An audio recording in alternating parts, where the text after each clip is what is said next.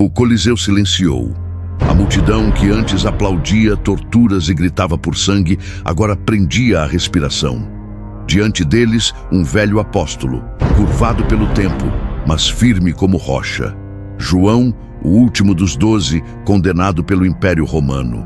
O crime, amar a Cristo. O julgamento, falso.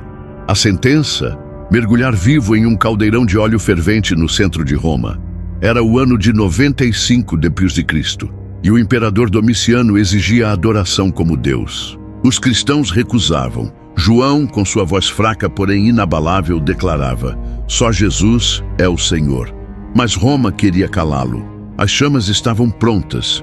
O óleo borbulhava. Os soldados o amarraram. A multidão esperava por gritos, mas o que viria a seguir não foi morte, foi milagre. João era mais do que um seguidor. Era íntimo de Jesus.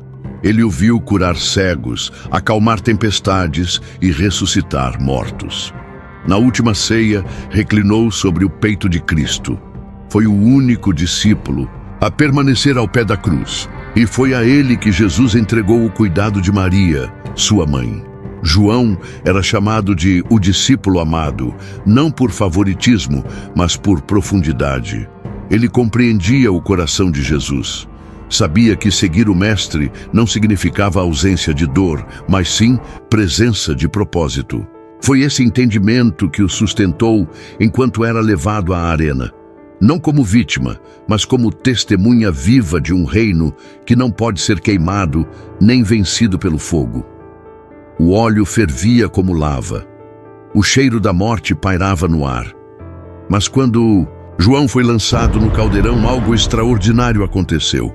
O fogo não queimou, o óleo não feriu, nenhuma bolha de dor, nenhum grito de agonia. João permaneceu em pé, como se envolto por uma proteção invisível.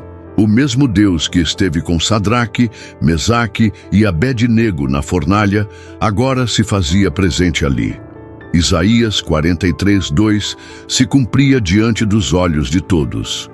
Quando passares pelo fogo, não te queimarás. A multidão se calou. Alguns se ajoelharam, outros fugiram. O imperador, tomado de pavor, ordenou que parassem.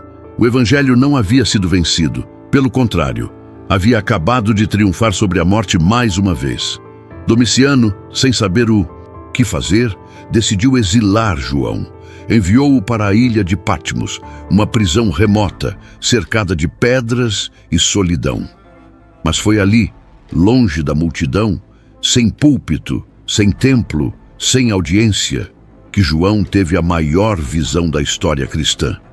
Patmos se tornou o cenário do livro do Apocalipse. Ali, ele viu o trono de Deus, os 4 seres viventes, os anjos ao redor, o Cordeiro vitorioso, o juízo final e a nova Jerusalém.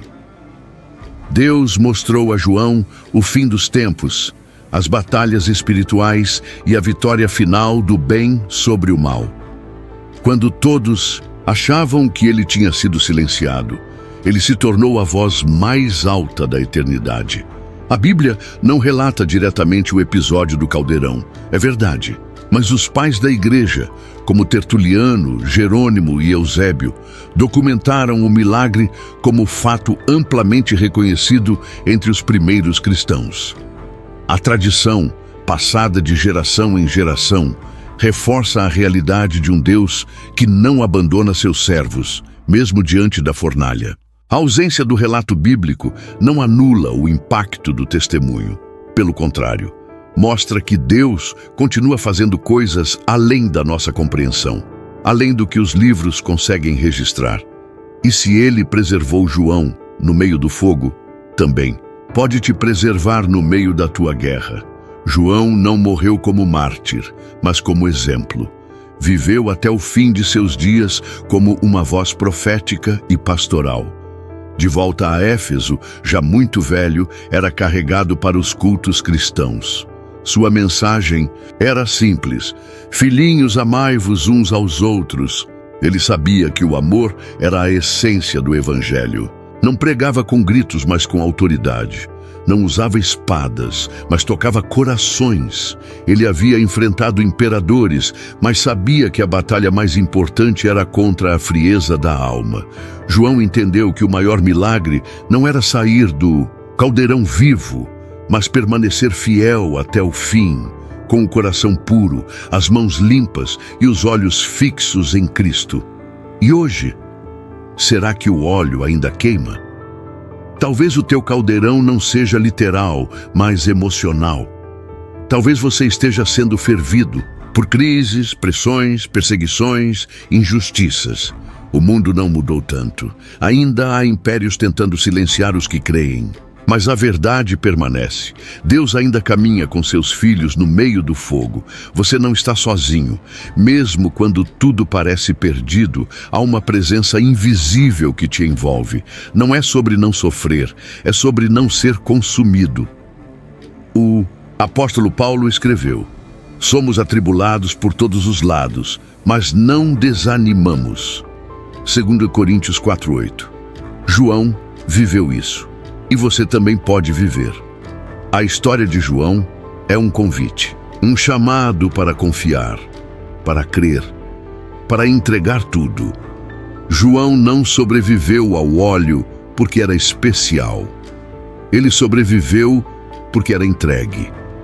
Porque o céu tinha mais a revelar por meio da sua vida. E se Deus te deixou de pé até hoje, é porque tua missão ainda não terminou.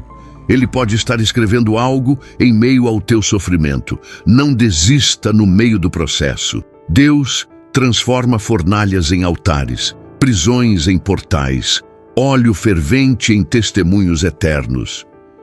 E se hoje você sente que precisa voltar de verdade, essa é a hora. Talvez você tenha se afastado dos caminhos. Talvez nunca tenha se entregado totalmente. Talvez ainda esteja tentando vencer na força do braço, mas o convite é simples. Deixe Jesus ser o Senhor da sua vida. Como João declarou diante de um império, só Ele é Senhor. Se você deseja isso, escreva agora nos comentários: eu te aceito, Senhor Jesus, como meu único e suficiente Salvador. Essa decisão pode mudar tudo, não porque você vai deixar de enfrentar fogo, mas porque agora você terá alguém dentro dele com você. João venceu.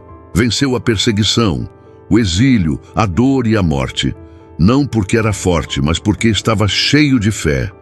A vida dele é a prova de que Deus ainda preserva e que aqueles que se mantêm firmes até o fim receberão a coroa da vida. Tiago 1:12. A história do caldeirão de óleo fervente é mais do que um milagre antigo. É uma mensagem viva para todos que estão passando por provações.